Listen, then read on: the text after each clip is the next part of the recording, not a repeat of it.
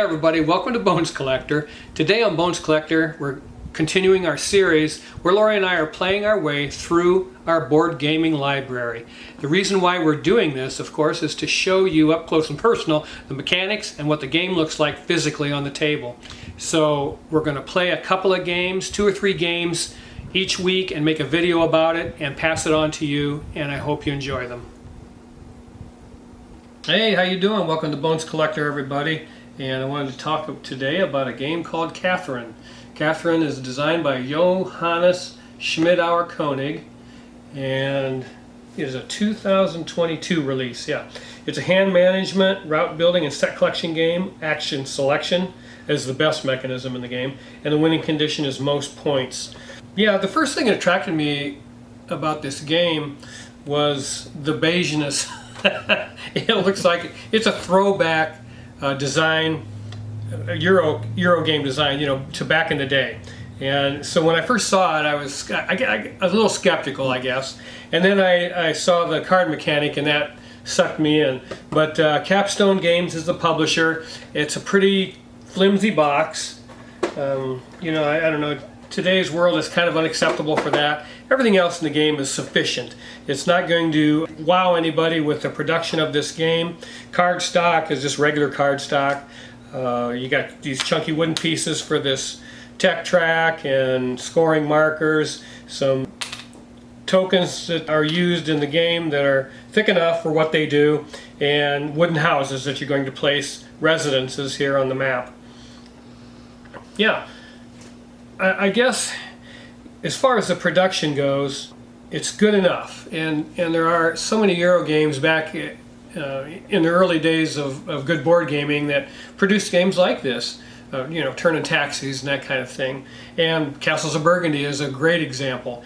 But here's what I want to say about that. Every time I play Castles of Burgundy, that chintzy Alea copy that I own, that first run copy, every time I play it, I have a great time, and I've never once said, oh, I didn't have fun because the production was so weak. It just doesn't happen if the game is fantastic. If it's a fantastic game, it'll overshadow the production. That's just, I guess, the bottom line. That's a few things about the production of the game, but let me talk about the map here. This is a map of Russia. Also on the map here, you have this tech track I talked about, and it has 3 numbers on it. It has your hand size as you go up this track. Your hand size for cards is going to increase, and it has a point total that you're going to get at the end of interim scoring, and it has a multiplier for the 3rd number. When it's final scoring at the end of the game, you're going to take the largest contiguous group of residences and multiply it times that number on the board.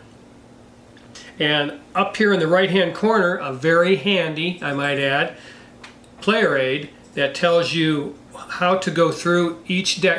The game is played in 3 decades and 4 phases in each decade, and it has on the left hand column all the 4 phases of each decade, and in the right hand column it goes through the scoring for you. So that's very helpful when you're playing this game. But the thing that makes this game amazing is the card mechanic in it. I've never seen it before, and when I saw it played, I made up my mind I was going to have this game because I really respect board game designers that can create something new. That's what Johannes has done here. You would start out the game with 6 cards in your hand, 1, 2, 3, 4, 5, 6, and you're going to take those 6 cards and decide which 3 to play in front of you to start out your action row. So I'm going to play these 3 cards and not really make many decisions about it. I'm going to play those 3 cards. That leaves me with 3. And if I go down, once that happens, once players do that, I'm going to go down this player aid, and it tells me to draw 2 cards. So I'm going to draw 2 cards. This is the only time during the game that I get to ignore my hand limit that's on this tech track. My hand limit is 3 right now, but I've got 5 cards in my hand, because at the beginning of every round when you draw those 2 cards, it doesn't go against your hand limit. And now what I have to decide is what cards in this action row I want to activate. The only way to activate them is to play a card underneath them that's the same color. So I will take 2 cards from my 5 card hand, look at what I have in my hand, and decide what actions I want to take, okay? So you're thinking about the future, and then I look at my cards that are already played down here and look what actions are available to me, and I'm thinking, what do I want to do? Well, maybe what I have to do is play 2 cards face down. So I'm going to play this card face down, and I'm going to play this card face down. And that's my plays for this particular round. Now when everybody's done that, you review your cards, and now I've added 1 card to my action row, and I put a blue card underneath the blue card in my action row, and that allows me to activate this card. It's the only way you can activate these cards in the action row, is to play a card underneath it that is the same color. Now you can play it underneath any one of those cards. In other words, I had a green card in my hand also. I could have played one of these green cards underneath one of these green cards and activated that one instead. Any of them are open. As long as you got a card of that color in your hand, you can play underneath it. If you don't have anything that you can activate, you can pass and just draw a card. There will be times when you may not have the color of card in your hand that you need to activate something in your action row. If that happens, you can just play a card down, not take any action, and draw a card from this deck. And that gives you an extra card. And sometimes you get pretty thin on cards in your hand. That can happen because some of these actions down here ask you to discard cards. And you have to make that very tough decision. Do I want to discard 3 cards to get 10 points? Maybe I do. But I've only got 4 cards in my hand. So if I activate something like that, I have to discard 3 cards, leaves me with 1 card, and that can get kind of slim. So maybe in your turn you might want to say pass and draw a card off the top of the deck and take that card. But that's very seldom are you going to find yourself in that situation. But anything you play in the activation row, which is the bottom row, you're simply just throwing that card away. It's not going to do anything for you. It does nothing. It just activates the card above it. And that is a unique mechanic. I've never seen it in another board game that I know of. Maybe you guys have seen that before. I have not. And once I saw that played and understood this mechanic, I knew I wanted to get Catherine, the board game, and play it and have it in my library because, again, I respect somebody that can come up with something unique and new. And I really, really enjoy that. It's so much fun. And then once you do that, you activate that card, do whatever. I'm not going to go over all the different things that the cards do, but do whatever that card says, and then you are going to go through, finish your player aid here, tells you activate your cards, and then you're going to draw 2 more cards, right? So once everybody does all their actions, I'm going to draw 2 more cards. Now I'm back up to 5. So now I got to do the same thing. I got to play 2 cards face down. Now there's a little bit that goes into that decision because, again, these cards all do different things and you're trying to weave your strategy according to the actions that are on those cards. Now on the card it has a top line and a bottom line action. The top line action, when you activate that card, you can take that action. And then the bottom line is a bonus action. If you did the top action, you can do the bonus action that's on the bottom. Also, on the top of the card, you see these cannons, and there are cannons and there are books. And at the interim scoring, at the end of each decade, whoever has the most cannons in their action row gets 4 points. And whoever has the most books gets to place one of these residences on the board for free and take the goods token from the board. And then you have a card in front of you that has some goods token icons on it. Each player gets one, and you get a stack of them, so there are a bunch of different ones.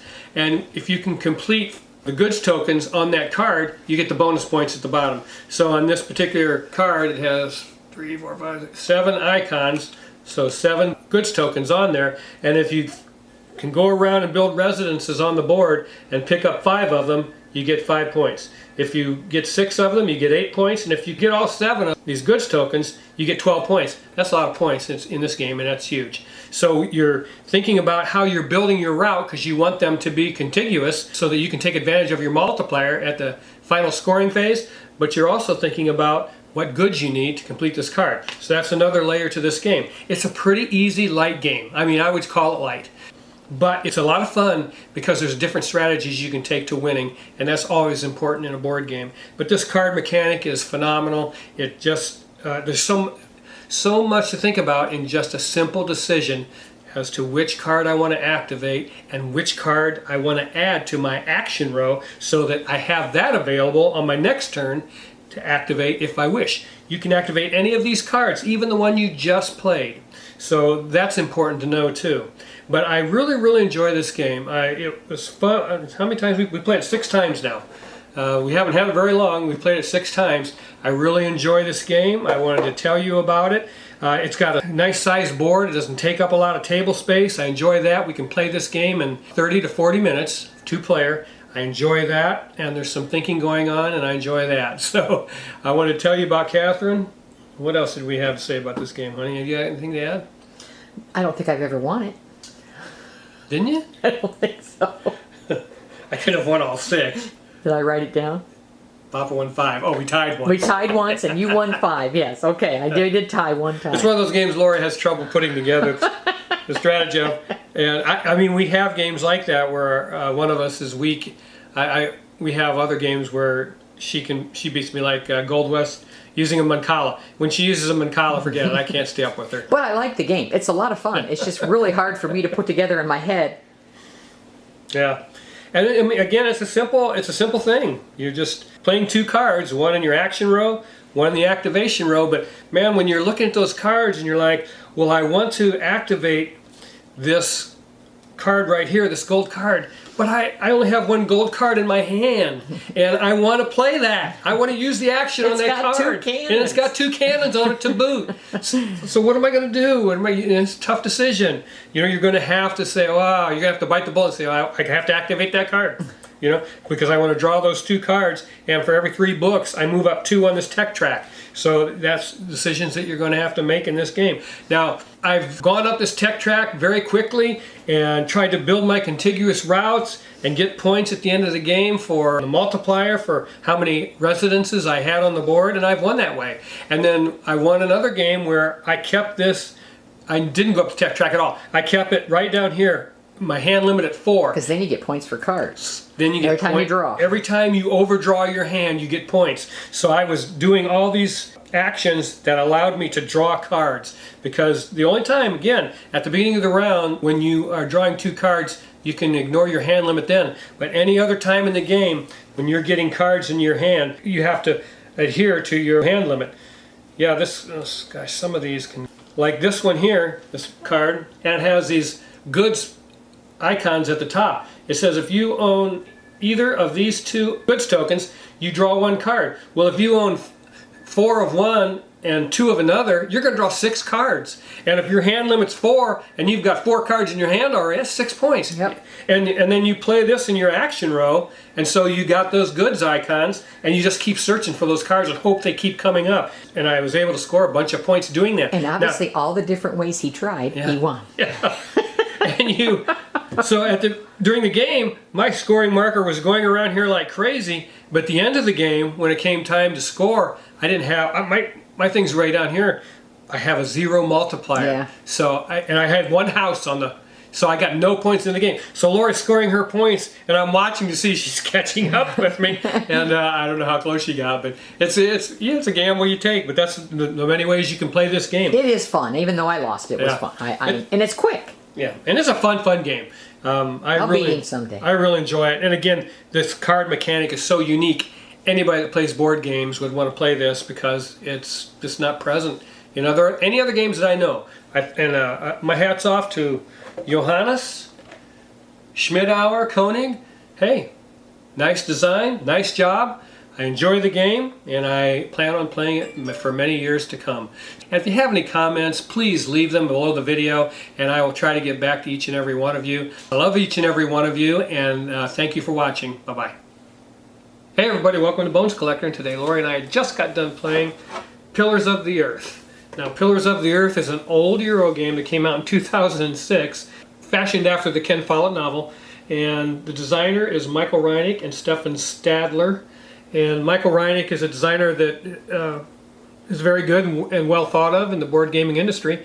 He co-designed Merlin with Stefan Feld, and he co-designed Turia with the Inca and Marcus Brand, which we love both those games, especially Turia. And Santiago de Cuba was a game of his that's a tiny Euro that's just a lot of fun to play. And we still have that in our library, not in our top 100, but it is in our library and one that we enjoy getting out and playing because of the size of it and the complexity of it. So he's very well thought of. This game came out in 2006, as I said. It's a 2 to 4 player game, and it's a worker placement game.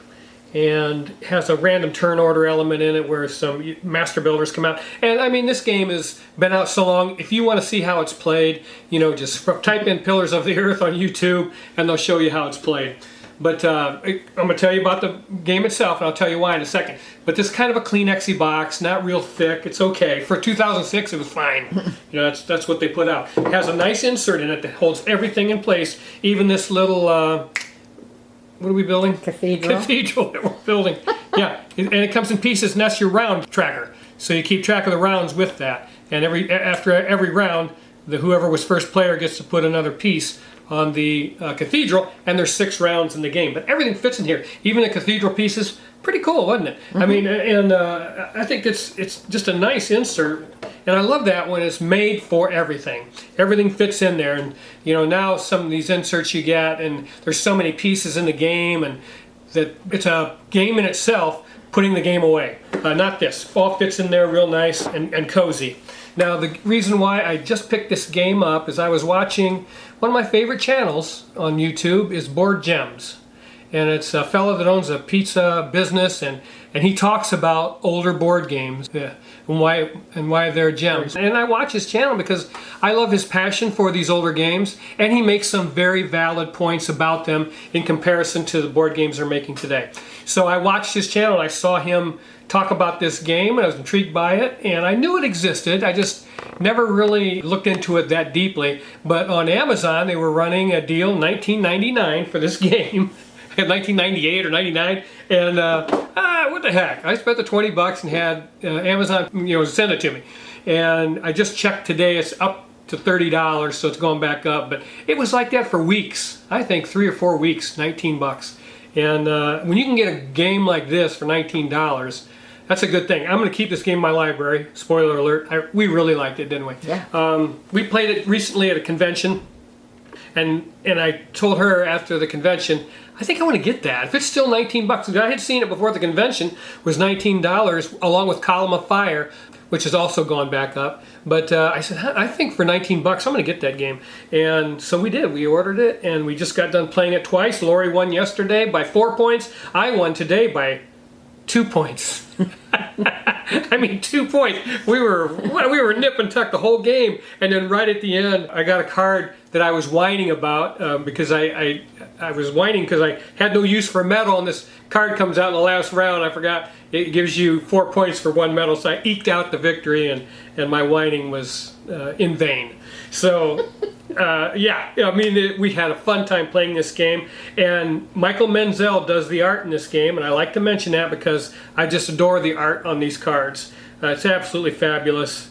Gosh, I mean, the board's beautiful too. Yeah, you actually are back in that time because of the art on these cards, and the board is beautiful. Michael Menzel does a fabulous job on game boards, and it's not a big game board, it's smallish and and fit in front of you, and the rule book is very good, so it teaches you how to play the game. There's several different kinds of cards in the game. Again, I'm not going to get into all the detail of the game, I just want to talk a little bit about it. Now, we do use a 2-player variant. This game was designed for 2 to 4 players, but at 2 it was missing a little bit of that tightness. Too easy. Yeah, that tightness that you want in a game, that competitiveness that makes you win by 1 point or 2 points. That's what it was missing that. So there's a variant, and I can't remember the guy's name. He developed it on Board Game Geek, and Rado used it on his review of the game 6 years ago. And it's very simple. So you're going to block 3 spaces on the board and block 1 space on the market of cards that are available at the bottom of the board. So you've got 4 markers you're going to need to block things, and we just put it below the board to remind us we can't put a card there because there are printed spaces on the board where you deal out the market of cards for resources and a couple of craftsmen. So you have to remember to do that, but you just need 4 blockers, and you block the Shy Ring where you get craftsmen, you block 1 space on the King's Bridge where you take these advantage cards, and you block 1 space on the King's Bridge Priory where you get victory points. So those 4 spaces will be blocked in the game, and it makes all the difference in the world. And then you're going to take another player color. This isn't a 2-player variant. We were yellow and green, and you take another player and put their master builders in this bag, and so that you've got 3 players of master builders coming out and going on this auction crescent or whatever this is called, one at a time, and it determines how much you're going to play. Place your master builder out here in these worker placement spaces. So, I mean, if they come out early, it's nice because it reduces the cost of how, for us. yeah, for the other players. So we're like, ah, come on, Red, you know, we were cheering for it because if yours comes out first, you know, I mean, if you come out here, you got a choice to pay $7, and money's pretty tight in here. You know, I mean, It can be. And you're concerned about it. It's not so tight that you're worried about feeding your people like Agricola, but it's tight enough that you're calculating how much money you're going to have in the next round in case you want to buy a craftsman, or if you have a card that converts resources to money or money to points. So you're thinking about the coins that you have. And you have taxes. Yeah, for the ability to spend, because you have two things you have to think about, and that's these event cards that may cost you money, and also the taxes that may cost you money. And you can go there and get away from paying taxes. Lori, she hates paying taxes, so she goes there all the time and gets the medal. But yeah, I mean, the game it's fantastic. It's rated on Board Game Geek like a 285 or 287, something like that, and I think that's about right. And that's right where we like to play. This is a nice little Euro game. It plays wonderfully. It's a fun game. Again, the art is just, it sucks you in. The art on the board, the art on the cards, and you actually think you're building this cathedral. You know, because these nice chunky wooden pieces, you know, the first player at the end of each round is going to put one of these pieces on here to build that cathedral, and that's the whole theme of the game. So it's very thematic, I guess, is even by today's standards. So I wanted to tell you about it. We had a great time playing this game. Well, the board's numbered too. Yeah. It tells you everything to do step by step. Yeah, so you've got all these worker placement spaces, and they are numbered, and it comes with a player aid. What is it called? A game turn sequence. So you're going to use that to go down, and it helps you play the game. And one of the steps is to go around and resolve these master builders, and they're numbered. So, you know, 2 all the way through number 12. And you do them in order all the way around the board. So it's pretty cool how that helps assist you in playing this game. But yeah, I mean, we're going to add this to our library. This is a type of game that we're going to enjoy for, you know, probably forever. Because it's right in our wheelhouse. We just like playing this game. It's a fine design by Michael Reineck and Stefan Stadler.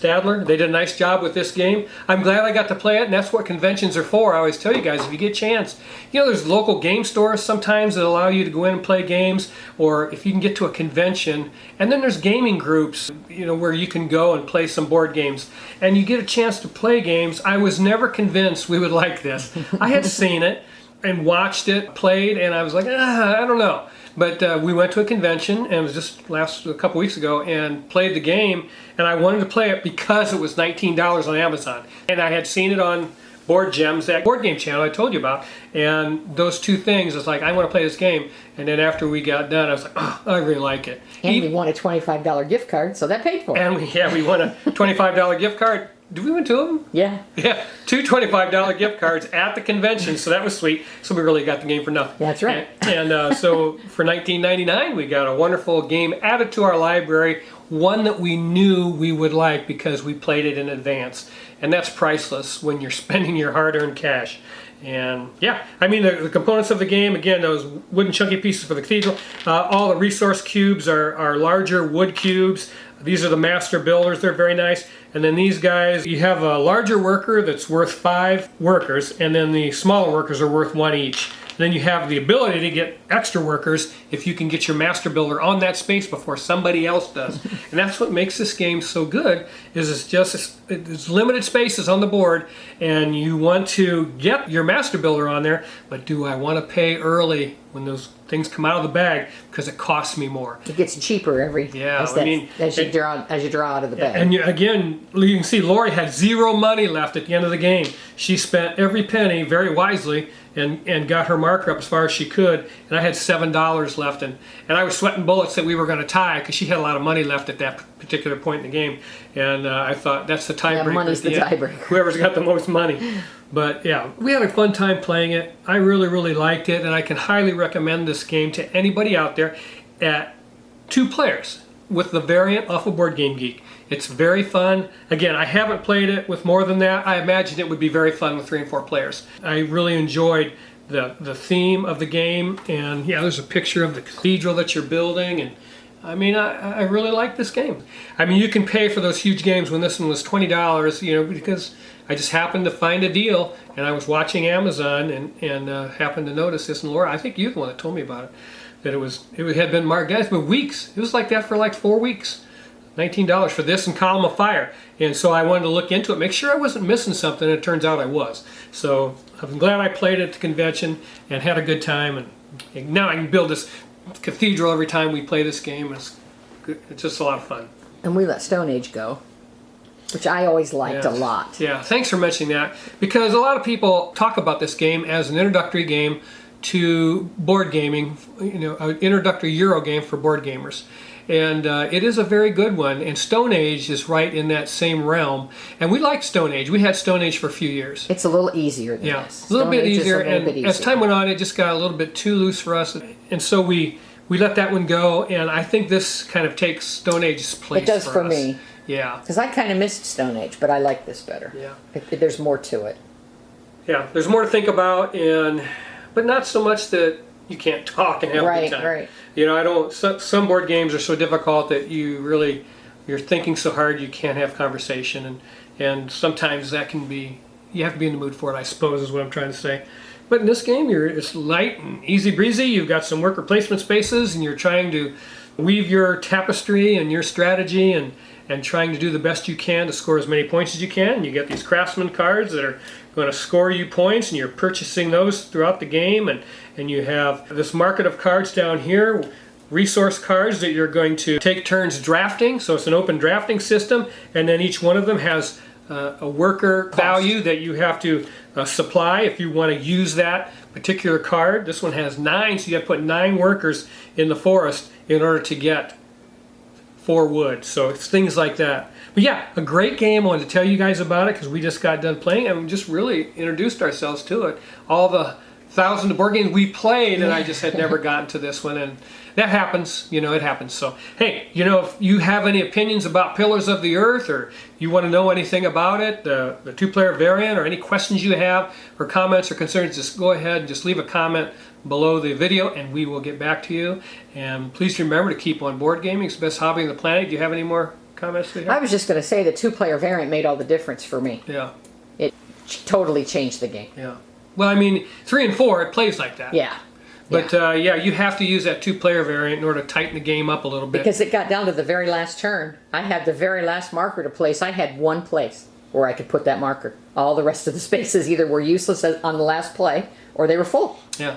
And that happens. In the last round of the game, some of the spaces, like going to get extra workers, it don't matter. So you don't want to go there, so this becomes more important. Being first player? Yeah. No, don't want to do that. This becomes more important because when your master builders come out of the bag, you're going to probably want to spend the money wherever your markers come out, because they're drawn blindly out of the bag, and whenever they're put on these spaces, you're going to probably want, the last round you're going to want to pay, so you got to have money in that last round. You're going to want to pay to place that master builder so that you can get a space that you want. And it's just a planning thing. You're going to have to plan ahead, and again, look ahead to see how much money you got, because leftover workers you don't use, you can put them in the wool mill and get money for the next round and things like that. So you're balancing that financial thing with the resources that you're going to try to acquire to get points. And that's what Pillars of the Earth is all about. And I was glad to tell you about it. And I'll see you next time, The Bones Collector. I love every one of you. Bye-bye. Okay, everybody, that was a couple of games out of our library that we wanted to share with you. I love every one of you guys. I hope you enjoyed this video, and we'll try to get them out as soon as possible. And always remember to keep on board gaming. It's the best hobby on the planet. Bye-bye.